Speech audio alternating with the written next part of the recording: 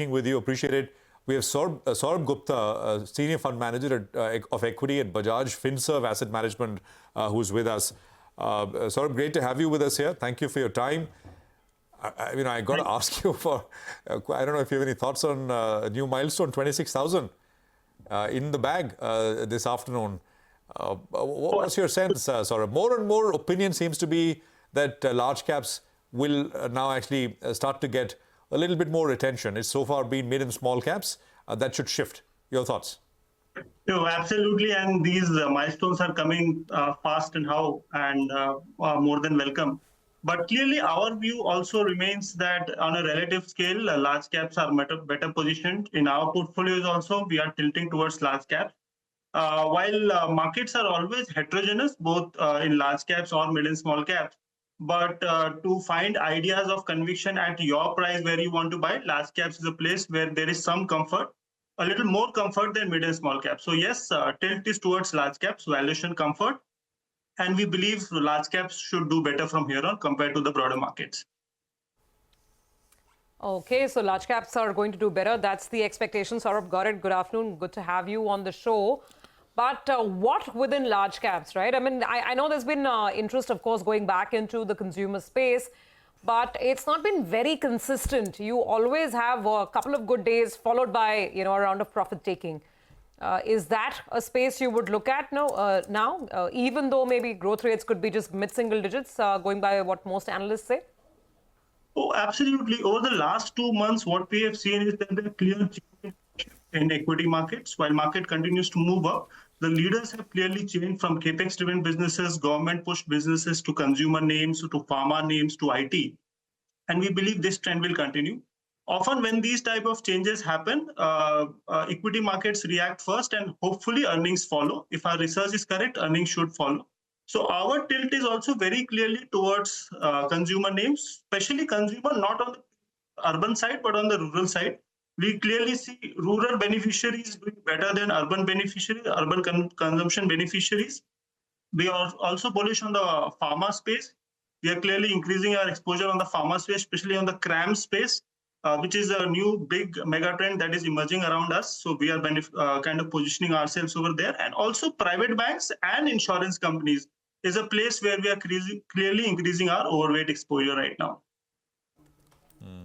No, and it's interesting. We'll pick on some of these, especially CRAMs, etc., in terms of how to get exposure. Saurabh, stay with us, and we'll just take a quick commercial break here. We're going to come back to you and continue this conversation. I mean, if you're just joining us now, markets hitting 26,000 on the Nifty. And then manager equity at Bajaj Finserv Asset Management. The market, by the way, continues its cool off after touching that level of 26,000 on the Nifty.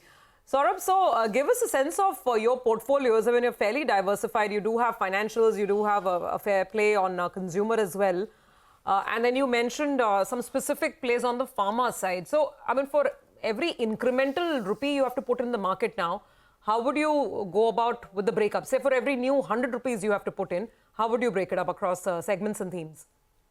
Sure. So we have been increasing our exposure, as I told, on the banking, on the private banking side. There is a valuation comfort. And finally, the fear of rate cycle reversing is for the liability franchise owners was the reason that the banks were not doing well given the MCR linkage they had. Then there was a fear of kind of NIMS pressure.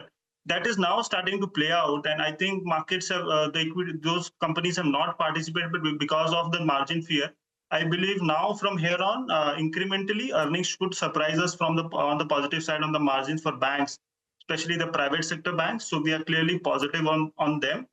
And second part is also important on the banking side is that there is again some uptick on unsecured lending, that is NPA, that is happening. That will ensure that the good underwriters, which were ignored for 1.5, 2 years, because the cycle was so good, they will start to get some respect again. So high quality lenders which were not getting or not participating in the rally, not getting the valuations that they used to get, I think that's the time that will reverse. So that is one positioning, one incremental exposure that we are adding for sure. Second is consumer staples. As I told, we are getting incrementally more bullish on rural consumption, and the big play on rural consumption is bottom of the pyramid consumer discretionaries or staples. So this is an incremental position that we are adding. Also, insurance companies look good to us with a lot of regulatory hurdles behind us. We believe from here on, there could be some money that can be made on the insurance segment as well. Coming to the pharma question that you had, we are extremely bullish on the mega trend or regulatory changes that are happening in US on the CRAM space, especially the Biosecure Act, which is throwing up a very large opportunity for Indian pharma companies, especially companies operating in the pharma space. Though that opportunity can be really, really large on the smaller molecule side. While it's still kind of firming up, numbers could be 1.5 years away, orders could be 1.5 years away. But incrementally, that is also one thing that we are kind of very, very optimistic about, and we are adding exposures over there right now. You 13% of your fund, Saurabh, is in pharma, right? And Yes. Is Divi the single largest position for you? Yes, in pharma, yes. In pharma. Okay, so it's not the generics which it's more very specifically CRAMS as the story. So Or is it US?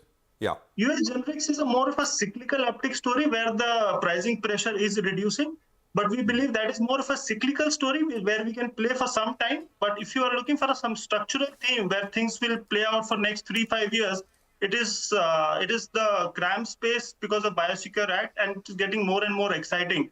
More and more we talk to companies, try to do channel checks. We believe it's a huge opportunity opening up. It could be potentially best case a $40 billion opportunity. Even if we get half of that over the next 5-6 years, it could be huge. Even the largest of Indian pharma company on CRAM space is $1 billion revenues. So it offers a lot of opportunity. The inquiries have been increasing as we interact with the companies. They tell us, and the order book should start to get firm up in 1.5 years. And I think that's a real structural story that we have in our hand to play around. While US generics is more of a cyclical story, which should play out in 3-6 months. Okay, interesting, and explains your sort of stance on pharma and why that sector is one of the largest holdings in your FlexiCap fund. Got that. Saurabh, good talking to you today. Thank you very much for joining in, and we look forward to more conversations. With that, let's get back to the market, which actually has had a